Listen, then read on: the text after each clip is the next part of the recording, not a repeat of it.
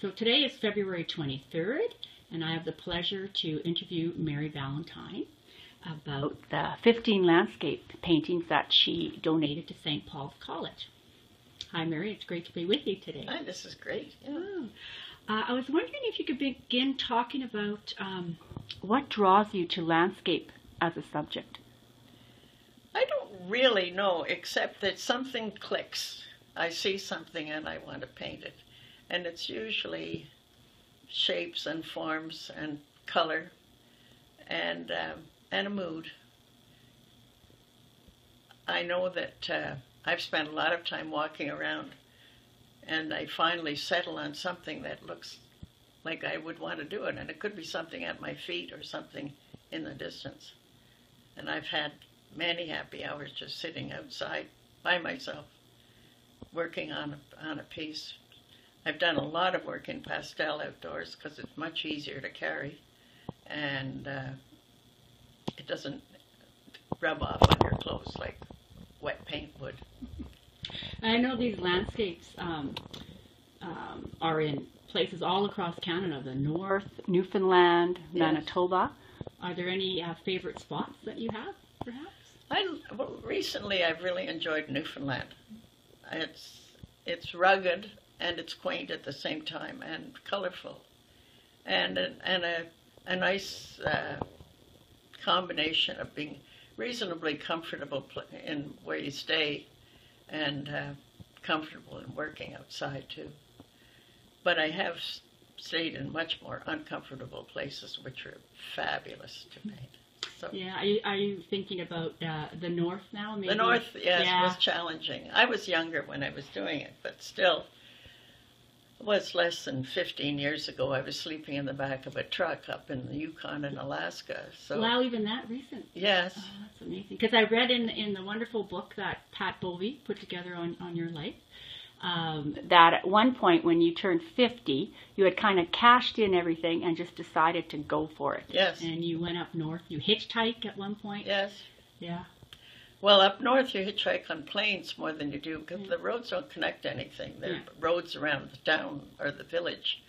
And but if you play your cards right and don't upset people, they come forward with a ride, and it's all done under the table because there's no one checking. And a lot of pilots have landscapes or drawings of their plane.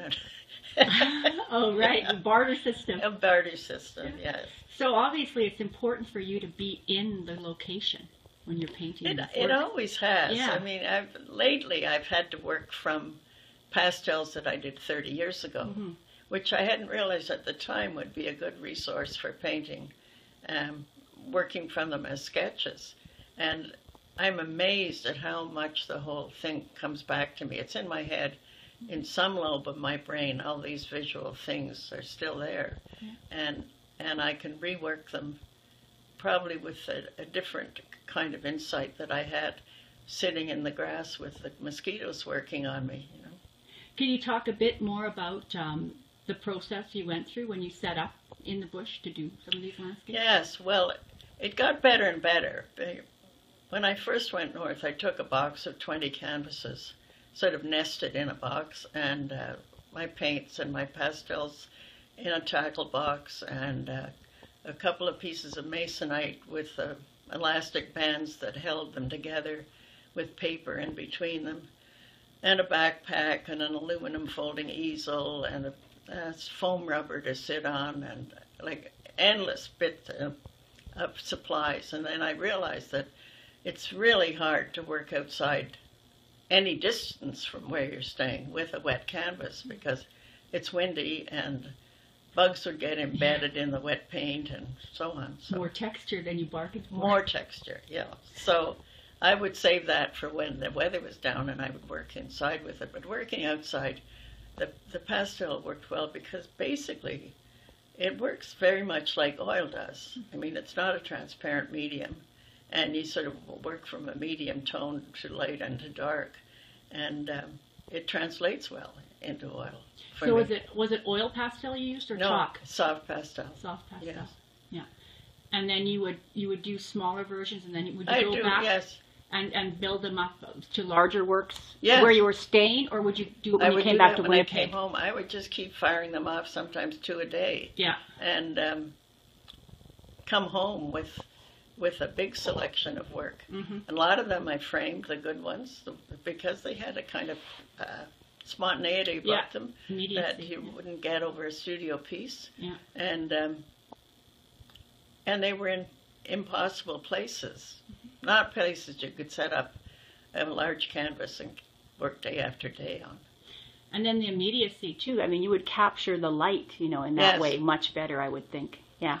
Yes, it was a good medium. I mean, I tried watercolor, but it would freeze. I mean, sometimes it was below freezing, and it was an interesting thing to see, ice crystals, but I was fighting them. Yeah. Oh, yeah, that's right, because I remember, you did a lot with snow in it, because I keep thinking you're up there in the summer, but not necessarily. Well, there's still snow in the recesses in the northern sides of things, which is really interesting. It's very graphic, and it's rugged country. To walk out a few miles, it's a challenging hike, and then to find a nice little spot to work. The hours go. I mean, when I was there, nobody was checking up on me or whether I was home or not. Or back in the town. And see if a bear had caught you or something. Yeah, I don't know why. Maybe I had a death wish. I don't know, but I never really thought about bears. No, you're an artist and you're just following your passion. And when I did work in places where there were other people, it was in a camp on Devon Island. That's the one north of Baffin. And they made me take a bear thing with me. It was like a big shell, and it was in a plastic container, like a plastic wrapper. And the instructions were you had to tear the plastic open and then pull something apart and then bang something on something else and then throw it at the bear. Well, forget it, 5 steps. The plastic you had to chew off. So I sort of figured, well, I could see 90 seals out on the ice sunning themselves. I thought he'd go for them before me. So yeah, there you go. I just calmed myself with that. Yeah. No. And also notice in the collection at St. Paul's, a lot of the landscapes have a vantage point kind of 3/4 of the way up. Yes. And on a whole, the palette is quite subdued. Can you talk a bit about your color choices? Well, it's interesting. When I was painting up north, there's some stuff growing that is green, but basically green isn't a big color. And when you get down south, you have to deal with green, and green is a very brilliant color as it comes out of the tube, and it doesn't work with the other colors. So, the chagrin of people who've tried to reproduce them, that my greens are really mixed quite heavily, and certainly my teacher, John Lyman, who was my painting teacher years ago, he was big on mixing colors, and I don't know who he was quoting, but he said, give me mud and I'll make it look like the skin of a Venus if I'm allowed to surround it by my own colors. Interesting. So would you blend, what is it, like umber into the green or maybe some grays? I'm just trying to tone it down. The saturation. No, it wouldn't be gray, but I would do probably burnt sienna. Yeah, burnt sienna, the brown. But until I got the color I want, that would give you a good mossy green, and then but not a lot of brown or black in with it. No. Yeah, I was thinking sienna actually. Yes. Yeah, to tone it down. Because okay, that's great. Now I want to focus on the painting called The Lake. Is that the one from 2007, I believe? Can you just talk a bit about that painting and where you did it and how it came about? Actually, I did it at Manaki. Oh. And from a boathouse. And that little sort of cove in the foreground had ducks in it, actually. They didn't make it into the painting. I don't put a lot of wildlife in paintings. That's another thing I was going to ask about. Yeah. But it's the landscape. Yes, Yeah. and the landscapes are usually devoid of any animals. I did a painting of the Queen Charlotte's, and they have these tiny little deer there, and I put a deer in because it helped with the scale of everything else. Yeah.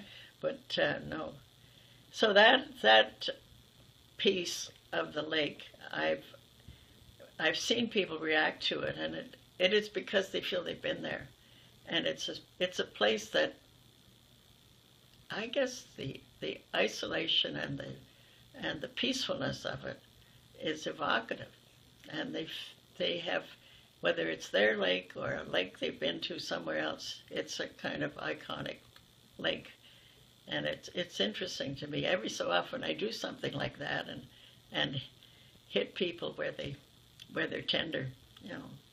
Yeah, no, I find it, tender is a good word. And it's like a distilled moment in time. You've captured this, and there's a softness to it.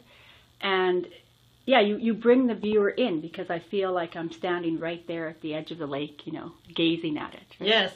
Yeah, so lovely. Okay, well, thank you very much, Mary. I hope that people go to St. Paul's and enjoy the wonderful landscape that you've given us. It certainly is a look around our country, which is amazing. Yeah. Amazing in places that people don't get to as well. Yeah. Well, it's lovely. Thank you again. Thank you.